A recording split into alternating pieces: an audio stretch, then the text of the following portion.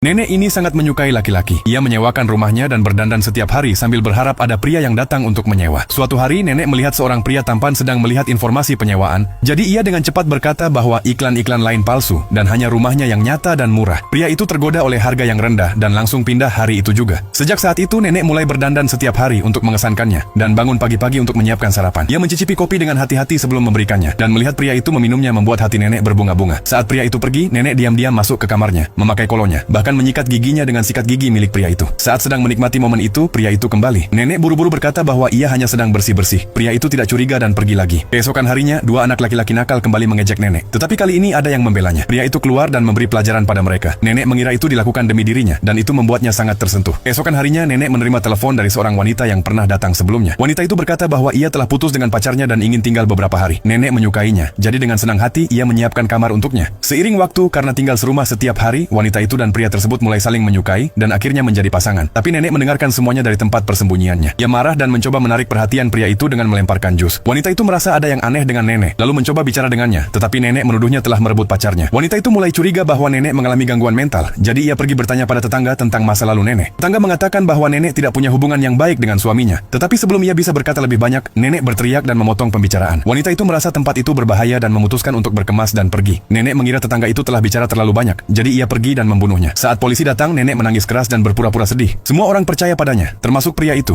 Sebelum pria itu menyadari apa yang terjadi, nenek memeluknya dan meminta penghiburan. Keesokan harinya, nenek melihat sebuah kotak di kamar pria itu dan mencoba melihatnya lebih dekat, tetapi pria itu pulang dan memergokinya. Ia sangat marah dan menyuruh nenek pergi. Nenek meminta maaf dan menjelaskan bahwa ia khawatir padanya karena ia mirip dengan anak laki-lakinya yang telah meninggal. Pria itu merasa kasihan dan setuju untuk makan malam bersamanya. Tapi nenek memasukkan obat ke dalam minuman pria itu. Pria itu langsung pingsan. Nenek mengambil kunci kotak dan membukanya. Di dalamnya ia menemukan narkoba. Nenek mencium baunya dan merasa penuh energi. Lalu ia menyeret pria itu ke kamarnya. Keesokan harinya pria itu tidak ingat apapun, tapi merasa ada yang tidak beres dan mengatakan pada nenek bahwa ia ingin pergi mencari wanita itu. Nenek marah besar. Jika ia tidak bisa memilikinya, maka tak seorang pun boleh memiliki.